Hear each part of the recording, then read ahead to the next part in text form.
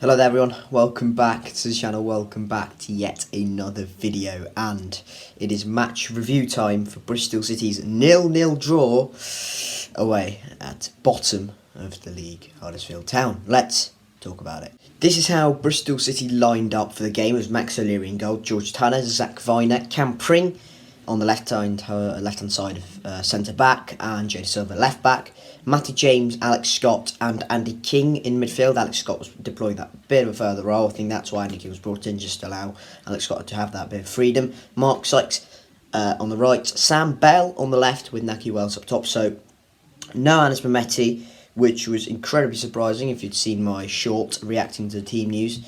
For Huddersfield, it was Vaclík in goal, who was excellent. I expected him to be starting and have a good game because he's a really good goalkeeper. He's proven that at the top level, really. I don't know how Huddersfield managed to sign him when they're in a relegation battle like they are in the Championship. They have Ruffles on the left of the back four, Hielik, Lees and Pearson on who's normally was a right-hand sided centre back in the Carlos Corberan team last season. Now as a right back, Hogg, Verdoni in a pivot in midfield, double pivot, which was really confusing to me. Ben Jackson, who's a wing back or a full back playing at left wing. Brahima Diarra, who's a winger playing in the 10 position. Hungbo on the right. Danny Ward, obviously up top, incredibly dangerous last season, but hasn't really performed this season. Warnock, it was incredibly clear what the Warnock side was going to do. It's really what they've been doing against, what he's been doing against us for basically the spread of his career. It's make it incredibly difficult for us, and it was very difficult for us. They made the game tough, they made it quite dirty. 3 bookings in the first half for Ben Jackson, Matthew Pearson and for Jonathan Hogg. Bristol City were absolutely all over Huddersfield. We just lacked that cutting edge, and at the moment it's becoming a bit of a problem. It's 1 goal from open play in 5 games, 5.5 games, I think, which is a huge worry for now. I know one of them games was against Man City, but still, it is a worry. And we just couldn't break down that low Huddersfield determined defensive block. And that back four, to be fair to them, Hielik was really good, but Thomas Vaclík had to save them on so many occasions. And we really threatened, did not have that cutting edge. And that's something we need if we are to, try and climb up that league table again. Sam Bell was poor. He was dismal. In fact, he was really bad. Naki Wells had an off game. Mark Sykes didn't really do much. There's a lot of crosses going in as well from Bell and from Sykes. Sykes on the right foot, Bell on the right foot as well. So a lot of crosses coming in. No real quality in those crosses, and Naki Wells isn't in the right positions to get on the end of them. Cam Pring with a huge chance to score, kind of hits him on the head and doesn't really go in. On a good save from Vaclík, Andy King puts it in, but it's offside. Andy King, though, oh my god, after that has a huge opportunity, and how he's missing that, I don't know. So dismal. I think that just about sums up our finishing that night and over the past few games, which is quite uncharacteristic, because last season especially, we were so clinical, we were so just well-oiled. We looked like a well-oiled machine going forward. We were incredibly clinical. We had Chris Martin, we had Anton Semenyo, we had Andy Weimann, who's banging in the goals. And we had constant chipping in from Scott, from someone like Andy King at the start of the season, J-Mo with his good set pieces. That's kind of disappeared over the last few games. I think as soon as we get that one good flowing goal, that confidence will be back, and that's what we need desperately ahead of Blackpool. Huddersfield made 2 changes at half-time, which kind of impacted the flow of the game and I think the general rhythm, and Huddersfield got back into it a bit more in that second half. Martin Waghorn and Josh Koroma came in. Koroma, I thought, was much more of a threat than Joseph Hungbo, who came off, and Danny Ward.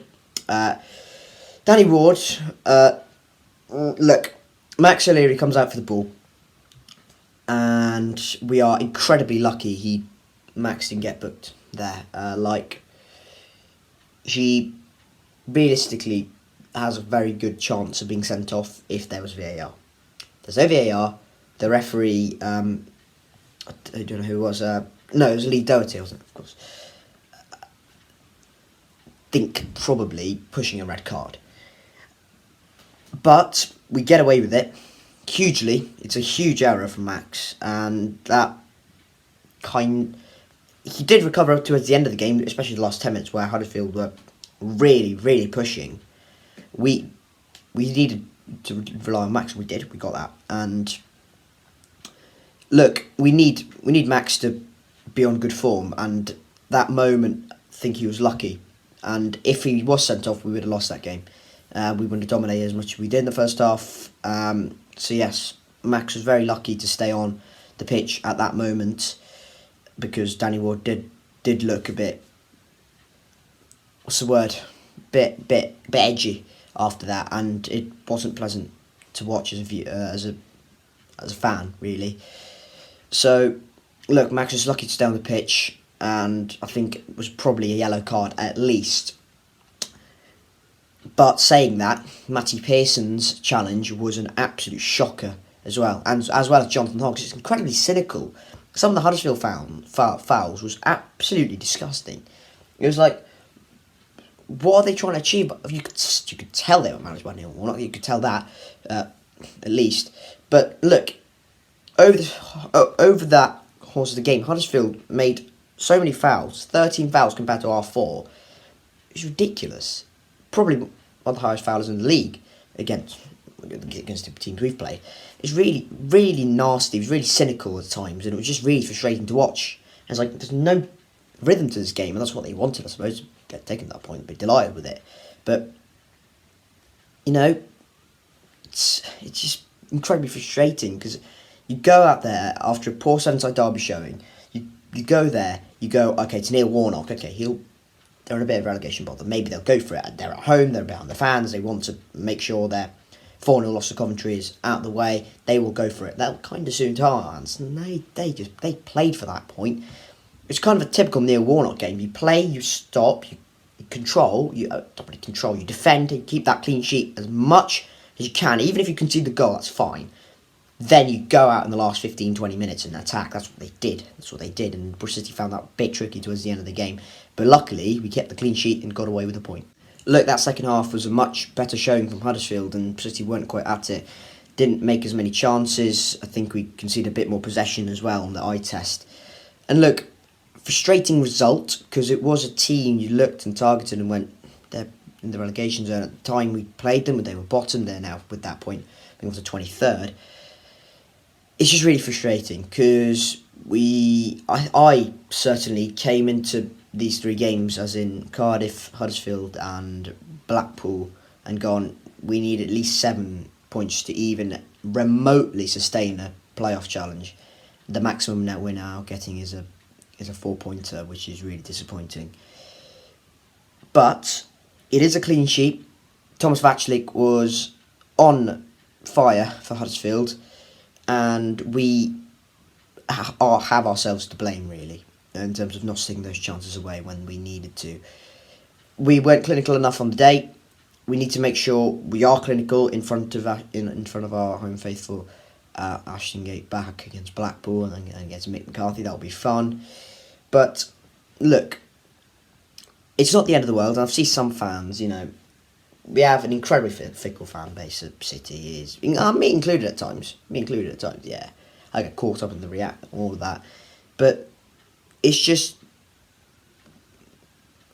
we've dropped 4 points in 2 games.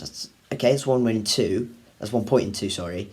But it's not the end of the world. We're still 13th. We're closer to the playoffs than we are to the relegation zone. And no, we're not going into the playoffs. That's not the point I'm trying to make is that we're in a much healthier position now at this time of this season than we were in this time last season.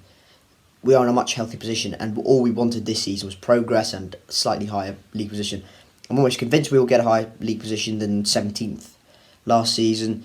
And look, overall, the run has been incredibly positive, and our one loss in the league was against Cardiff. It's not the end of the world. We will be fine. We just need to make sure we're not overreacting as a fan base and getting behind the boys against Blackpool if you're there. Thank you guys very much for watching this match review. Hit the like if you haven't already. Subscribe to the Trouble Talk YouTube channel for more further Bristol City content. That will be with me at Blackpool because I'll be going. But yes, thank you very much for watching. Keep safe, and I'll catch you all later. Cheers.